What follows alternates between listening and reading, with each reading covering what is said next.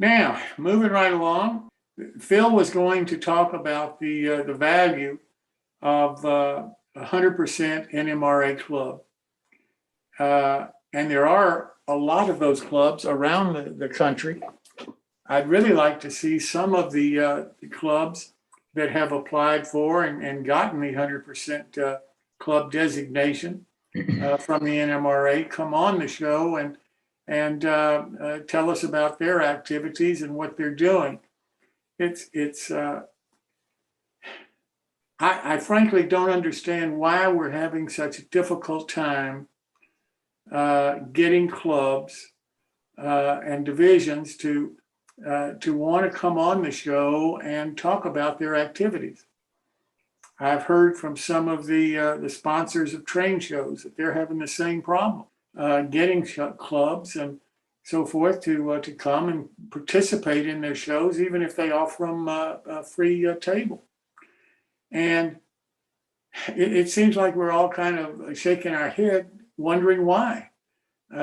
Because coming on our show doesn't cost them anything. Talking to Phil, he's a nice guy, easy to talk to. So we really encourage the local clubs. Frankly, whether you're 100% NMRA or not, I'd like for you to come on and just kind of talk about what your activities are. Yep. Because again, the reason for doing this segment on our show is because that's how I learned. That's how I found my mentors. I found them in a local club in Detroit called the Detroit United Traction Club.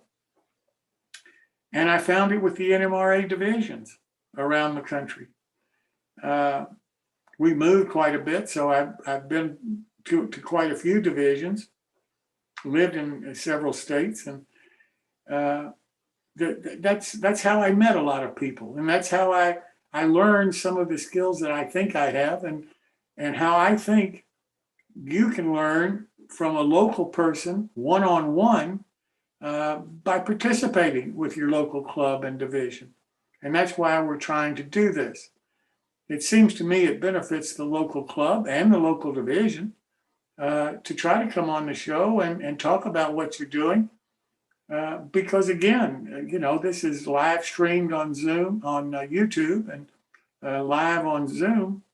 So you reach a lot of people, and hopefully it'll gain you some members, or at least have people want to come by and find out more about what you're doing and who you are.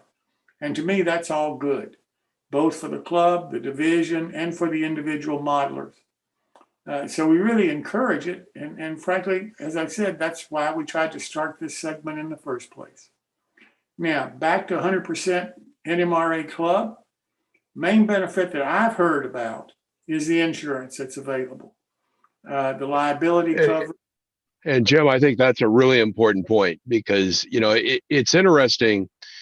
If you have a club with, 20, 30, 40 members and figure that 25 to 50% are probably already NMRA members, to have everybody else join the NMRA is probably less than buying an insurance policy. So, we're actually going through this with a club here locally that they started looking at it and realizing that their insurance was $1,500, $1,800 a year. And, if you have 15 members join at the $50, $60 each level, that's less than the insurance cost. So I think that's a really interesting thought process for divisions to go out and talk to clubs that are not 100% clubs about what they're doing for insurance, because I think a lot of us have kind of lost that fact that insurance is there. So it's not just supporting the NMRA, but it may actually be a better financial decision for the club to make. Exactly. Exactly. And, and there are a lot of benefits from the NMRA. Again, this show is not a pro NMRA or an anti NMRA. We don't care whether you're a member or not. But I do know, because of my personal involvement, that there's a lot of benefits to a club.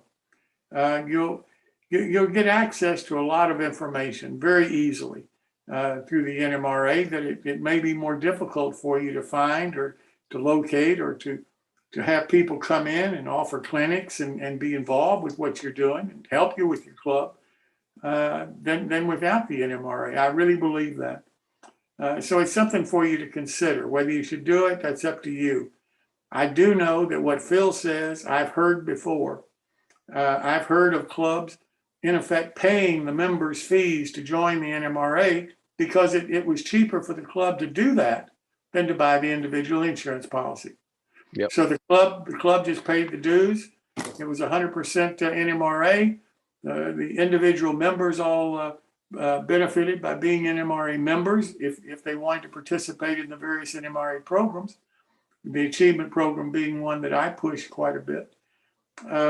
And, it just made sense from a club standpoint because it was a cost savings. Plus, they got the better insurance coverage than they could buy.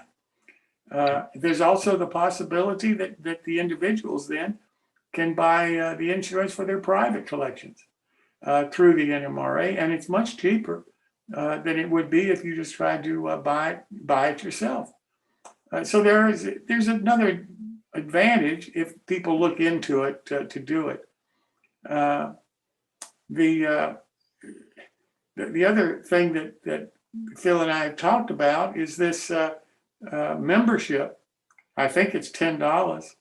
No, it's 20. There's a $20. So one of the things the NMRA has done is it's done kind of I call it, for lack of a better word, a starter membership. It's called, I think, Rail Pass, and it's $20. And what it does is get you a 9-month membership. You actually don't have voting rights during those 9 months. But it is an interesting on-ramp. And so one of the things we've been doing in the out in the PCR, I'm part of the Coast Division, which is part of the Pacific Coast region, is we've kicked off a real focus on how do you do recruiting. And so we started off by a focus on trying to really put down the very call it, for lack of a better word, focused benefits. So if you're talking to somebody and you only got a minute or two, what are the benefits of NMRA membership? Why do you want to be a member?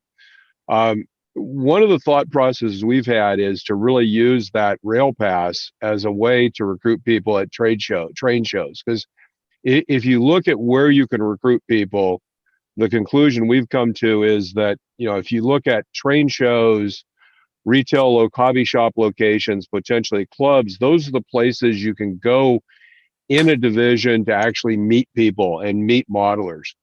So one of the things we've been doing is looking at saying at a trade show, and we actually have a trade show coming up in Sacramento, which is in the Sierra division, one of our divisions, in January. And one of the thought process we had there was to use this Rail Pass as a way to drive action at the event. So we actually concluded that we're going to add in a $10 from the region stipend if people sign up that day. So the idea is we'll print out about 30 forms. We figure we go for about 30 people doing this. That's $300. Basically, the idea is if you fill out the form at the event to join the NMRA on the Rail Pass, you give us $10. We'll then complete the registration for you after the show, and you'll be a 9-month member. Because one of the things we're really finding is that getting new members is more challenging almost than retaining existing members. Our existing members seem to be reasonably happy, but we're having a challenging time finding new members. And right now, those are kind of the focus. The other area we've started to focus on is potentially trying to do some direct contact to people by looking to get some mailings of known model railroaders, but that's kind of a separate issue. But I think this idea of using the Rail Pass, I mean, it's an interesting perspective that as a region or a division, you say, how much should we spend a year on our recruiting activities? So that pays for things like, having some sort of a booth backdrop or having a video that you show or whatever costs you have to actually do some recruiting, because typically the train shows will let you be there for free, but there are costs associated with it. Our conclusion was the idea of spending a few $100s to actually get people to do a trial membership really is a pretty good investment for the future. So I think we'll see how that goes, and I'll report back as we try some of these things some of the messaging we're trying to put together, which really is focused around, what are the key, messages in terms of clear values. And what's interesting is we came up with some pretty specific values in terms of, it's really around, learning and growing your model railroading skills. And there's a set of things that come with that. Connecting with the local community. One of the things that's interesting is a model railroader, it's generally hard to find the rest of the community in your area. And that's things like being able to go see layouts, meet great modelers, get mentoring, all those sorts of things. And then there's really, I think, one of the big things that brings is avoiding the pitfalls and delivering significant value. So, one of the real dangers in model railroading is the pitfalls of doing the wrong thing. I know the LD SIG has the comment of, making only new mistakes. So one of the big advantages is you can figure out what things are the wrong things to do, but then there's also the capability to take really advantage of things like the discount program. So what we're trying to do is kind of encapsulate those things in a very quick way, and then convince you, hey, this is something you should try for $10.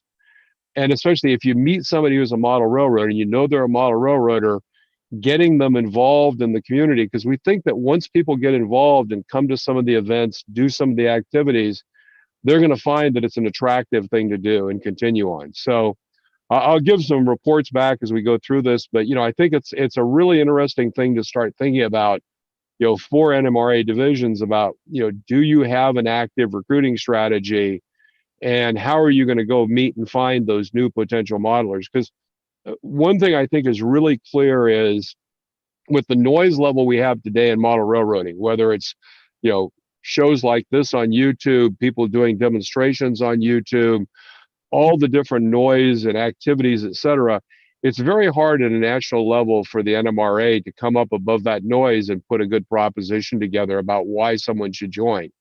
I think really we have to do that locally at the division level, at the regional level. So, one of the things I'd love to do is find out from some of the other divisions, if you're part of a division that's doing recruiting, has a recruiting program, let's, talk about that, get that information out there. We've also engaged with Christina and the folks at the National Marketing Organization to kind of feedback some of the things we're doing, because hopefully those will get distributed to other divisions as well. So fun times. Anyway, Jim, just not a lot of excitement, but an interesting night. And I know I actually have some folks lined up coming up, so we're going to have some interesting discussions going forward in the coming weeks and months. Phil, one of the things, Hank Previs and I were talking the other day, and I said, Hank, I think that it would be really interesting if the local NMRA divisions and the local clubs would consider hosting a session to help the students fill out applications for the scholarships. Scholarships like Walters is offering, scholarships like the club that Greg Cassidy belongs to is offering, scholarships like New Tracks is offering. And if you could get the young modelers to come in and meet with you and help them fill out the application, maybe give them some advice, maybe some what I call mentoring in trying to help them put the best foot forward to compete for the scholarships. I think that might be something that would be beneficial for the local clubs and divisions, and certainly do something that I hear a lot of people talk about, but very few specific answers to, and that's how do you attract younger modelers to participate in model railroading? I think a lot of younger modelers are out there. I think a lot of them may be participating in what I'll call rail fanning right now rather than model railroading. But as far as I'm concerned, if that's their interest today, that's great, because that could lead to modeling and being a full-blown model railroader later in life. So I think we've got to take the young modelers where they are in their model railroad experience. And if we can help them try to pay for some of their college expenses, I think that's one of the greatest things that this generation can do for the next generation of modelers. So Yep. I'll throw that out to you, but I do think that that's something that the division and local clubs ought to consider. Super. Well, Jim, again, for anyone, just forward me a name of anyone that, you think should be on this session, and I'll contact them and talk to them. I know Henry's forwarded me someone, just couldn't do it tonight. So we'll have them on in a future week. So thanks, Jim, and we'll throw it back to you. Yep. Anybody have any questions for Phil or I? Yeah, I have one that we did at our flea market. We offered a free membership to the NMRA at the flea market on a gift giveaway. How'd that go? We got one. And Fantastic. he joined our, yeah. Yeah, I think that idea of creating a requirement for action, like the idea of doing the rail pass and saying, we'll give you $10 off if you do it today, creates that, if I know if I leave and I decide I want to do it later, it's going to cost me more. So, there's a real advantage to going ahead and doing it right now. And I think that's, that's kind of one of the challenges, is if people walk away and haven't done something, the probability they'll do it goes down precipitously. So that's good. Well, I and think as you know, Phil, I agree with the philosophy of that, because that's part of what our build-alongs are. We ask the manufacturers to try to help the modelers who may just, they hold back on paying for the model because they're not sure they can even build it. Right. So we provide them basically a modeler on the show to build it and to answer any questions they may have along the way. And we ask the manufacturers to help them make the decision to try by giving them a discount off the model. So I think what you're doing is fantastic. I really do. It's a great idea. Cool. Well, we will report back on the outcomes. Thanks so much, Phil. Appreciate it.